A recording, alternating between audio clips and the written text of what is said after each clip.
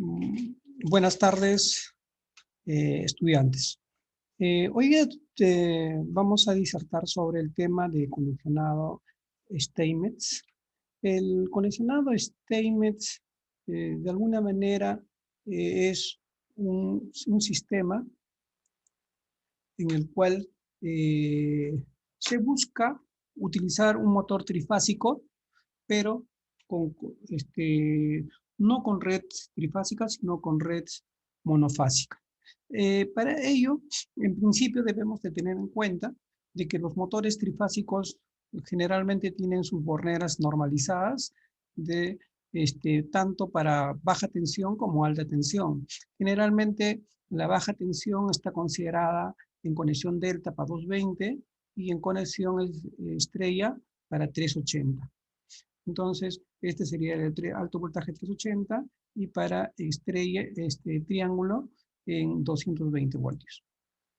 El principio de funcionamiento de la conexión Steinmetz se basa en lo siguiente, de que de alguna manera se busca de que el motor trifásico, tanto en una conexión delta o triángulo o también en conexión estrella, se instalen capacitores permanentes y se energicen con tensión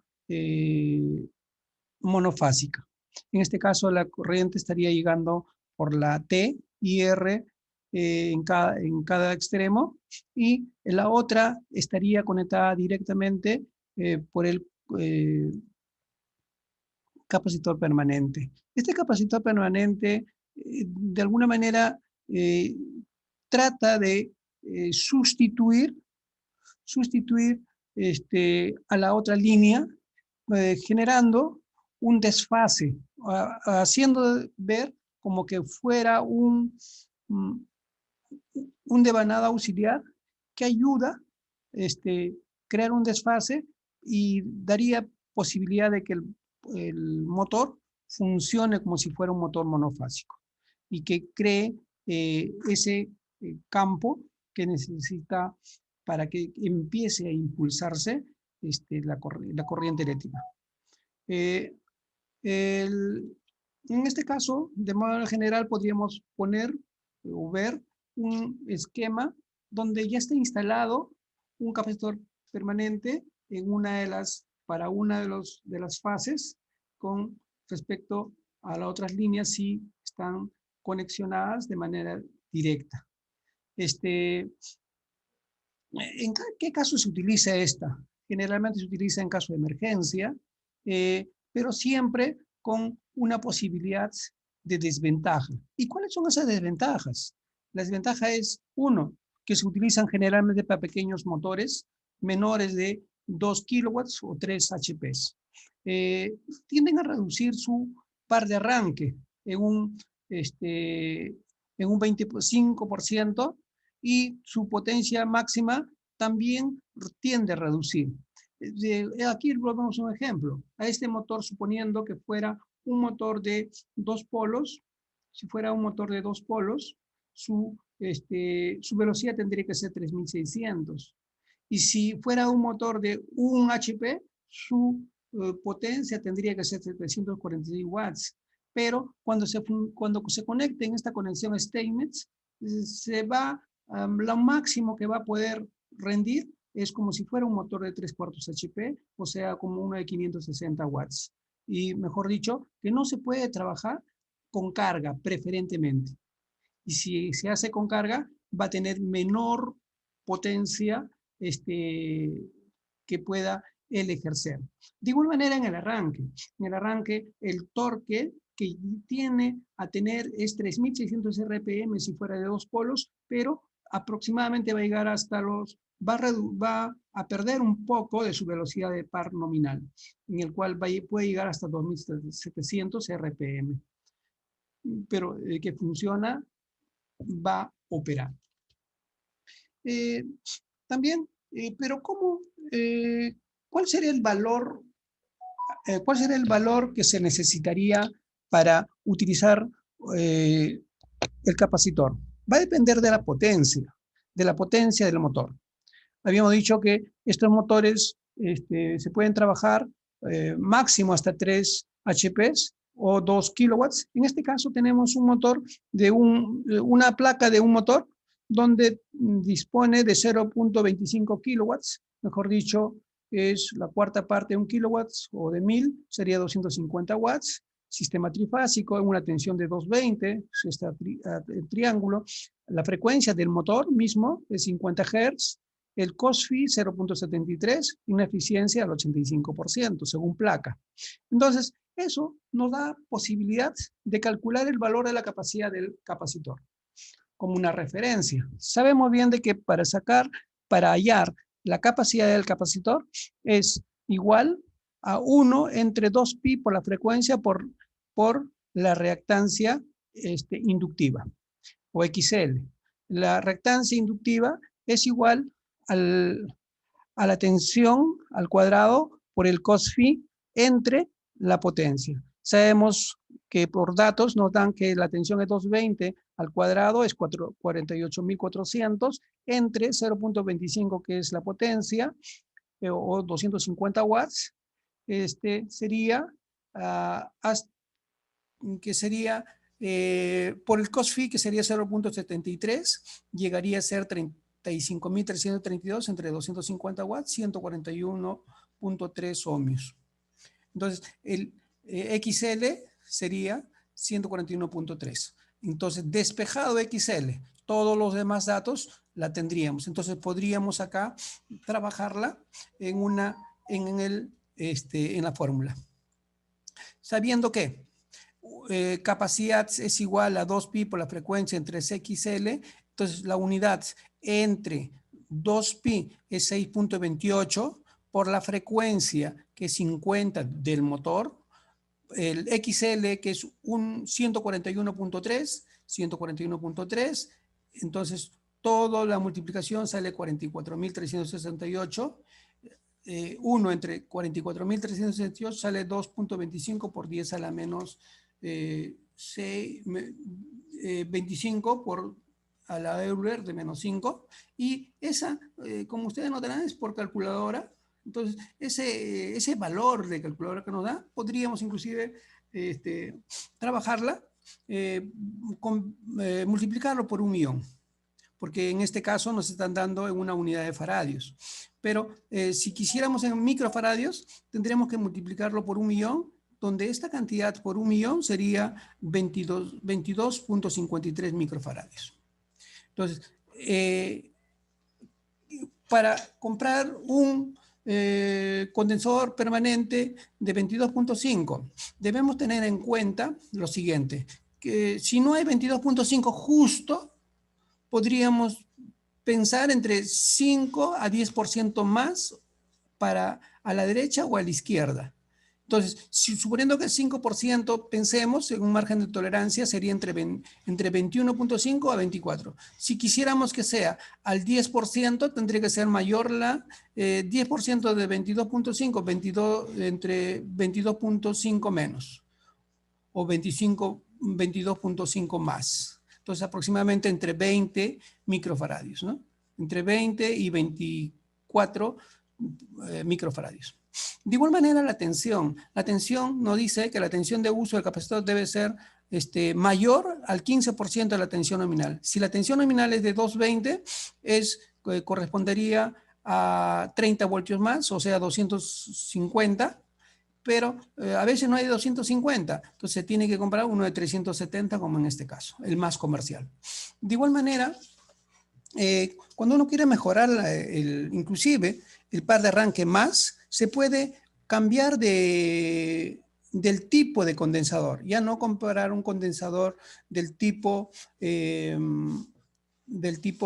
permanente, sino de un capacitor de arranque que tiene mayor posibilidad de almacenaje de energía eléctrica interna. Entonces, para ello, ¿qué se hace? Se aplica que la fórmula dice que se duplica la capacidad del capacitor del tipo de arranque. En este caso, el 2 por la capacidad permanente sería 2 por 22, que sería 43 microfaradios, también igual a la misma tensión. Acá tenemos una tabla referencial para obtener el valor del condensador.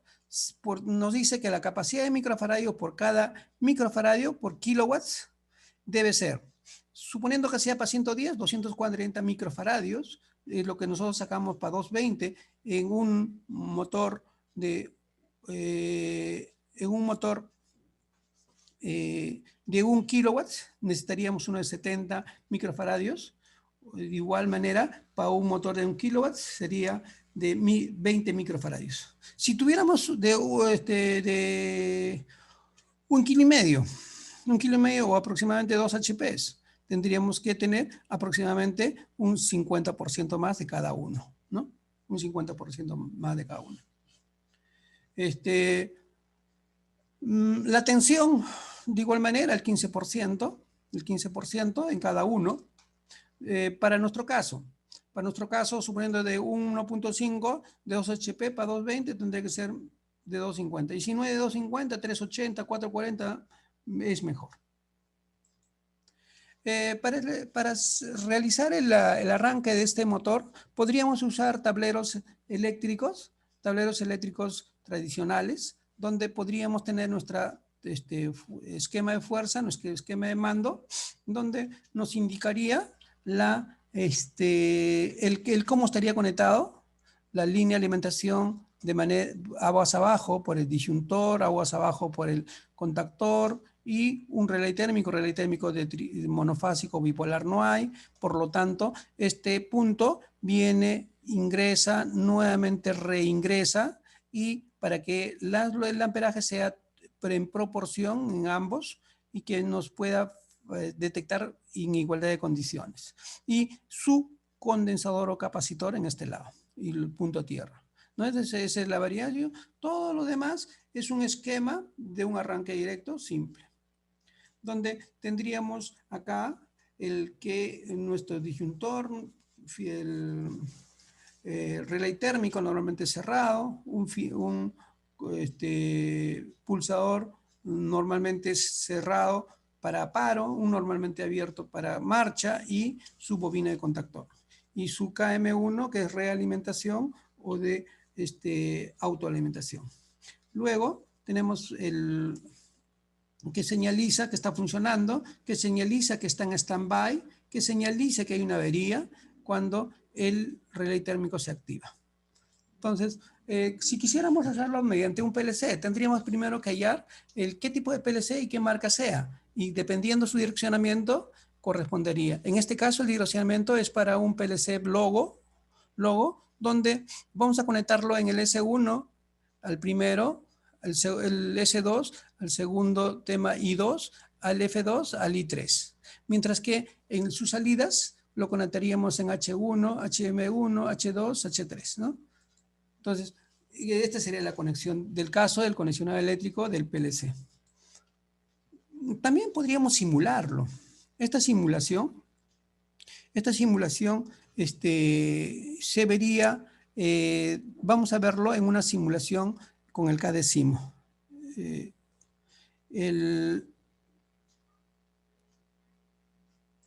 Entonces, acá tenemos un esquema elaborado en el software KDESIMO, un software especializado para automatización, en el cual le hemos hecho por partes para que todos los podamos verificarlo. En principio, la parte eléctrica, la parte eléctrica del esquema de fuerza, lo he puesto primero para demostrar que funciona en el sistema netamente eléctrico. Para el netamente eléctrico vamos a ver su esquema de fuerza, como le dijimos, que es, ahí está autoalimentado y subconexionado con un motor con condensador o capacitor. Y acá un esquema de mando de un arranque directo simple, para el cual le damos que nos va a simularlo.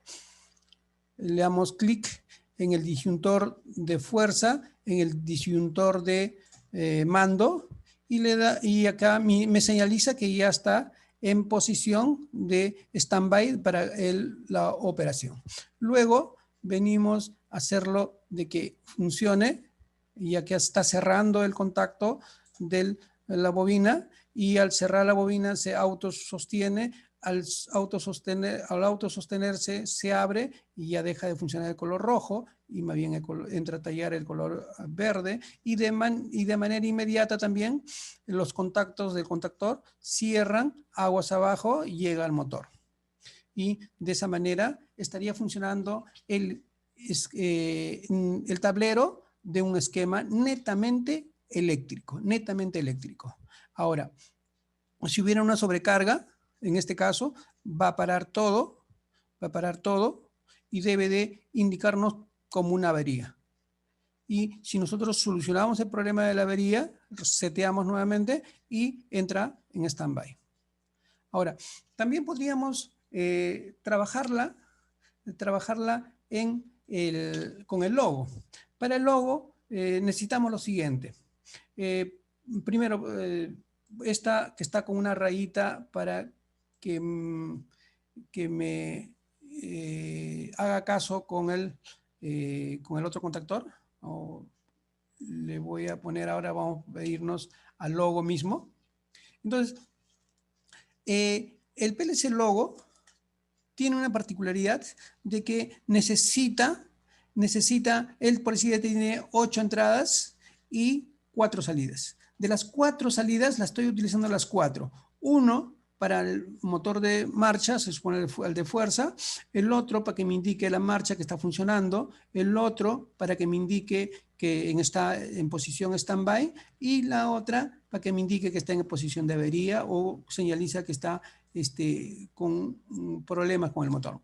Mientras que en las entradas tengo 3 que he accesado y corresponden al direccionamiento, donde dice el S1 lo conecto en el I1. El I1 lo conecto en el S1, que es el pulsador de paro, normalmente cerrado.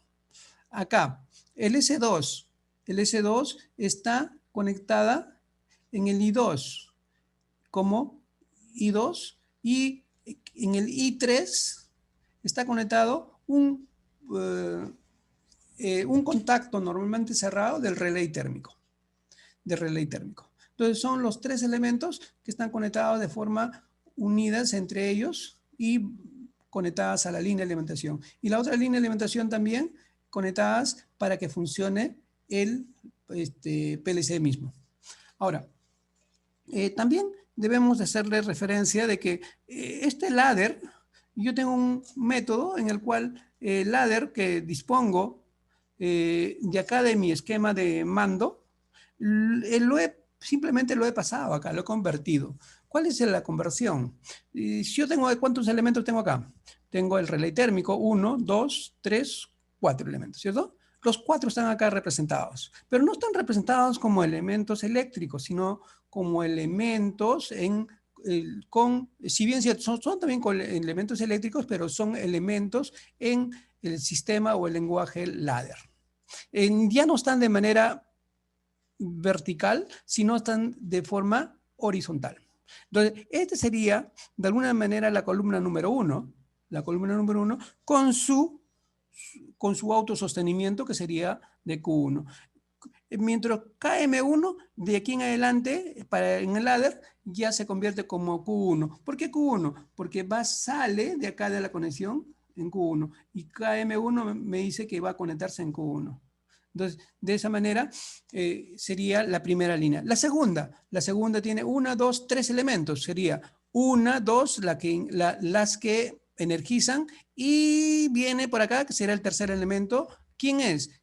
un contacto normalmente abierto de KM1 que se convierte en Q1, abierto también. Y señaliza para una lámpara, que en este caso la salida sería para Q2. De igual manera, en la tercera fila la comprenden 2 elementos cerrados y un tercer elemento cerrado del mismo contactor cerrado y su lámpara. Acá están los cerrados. En este caso son cerrados porque están conectados allá y cuando yo los conecte se van a cerrar automáticamente. Se cierra el relé térmico, se cierra el pulsador de paro y como ya está cerrado el contacto del contactor, también está cerrado, por lo tanto le va a dar la posición de señalización de en standby. La siguiente sería el contacto de relé térmico es el único a la lámpara, el contacto relé térmico a la lámpara. En este caso es al revés, ¿no? Está abierto y en este caso está cerrado. Y lo va a reconocer como tal. Ahora, lo voy a hacer que funcione. Me va a dar un poco de espacio. Voy a dar una chicadita. Y viene así. Lo vamos a hacer que opere. Vamos a hacer que va a simular la fuerza. Ahora que funcione ya no con esta, sino con este sector. Se lo voy a energizar el PLC y le voy a decir que empiece a funcionar. Con el S2, que sería el mismo botón que esta. Se relacionan los dos porque se relacionan los dos y lo voy a conectar. Lo puedo conectar con esta. Y me tiene, miren, S2 ya conectó y cerró y me alimentó. Yo puedo pararlo con esta o con esta. Voy a pararlo con esta suponiendo. Ahí está, S1, un pulsador de paro y tiene que parar y deja de funcionar. De igual manera, puedo yo encender nuevamente con esta, si yo deseo, o con la otra que hubiera sido en el interior, y empieza a funcionar, y vamos a ver si hay una avería, si me detecta, y tendría que indicarme un problema con esta lámpara, señalizarme, y vamos a ver, ahí tengo un problema, el motor tiene que dejar de funcionar, y ha funcionado acá la lámpara de emergencia o de avería que me indica avería. Entonces, ahí estaría la demostración que el condicionado statement se puede hacer. Se puede realizar netamente eléctrico o también de manera con su respectivo, PLC, con su complemento, su esquema ladder, utilizando los direccionamientos de la marca misma.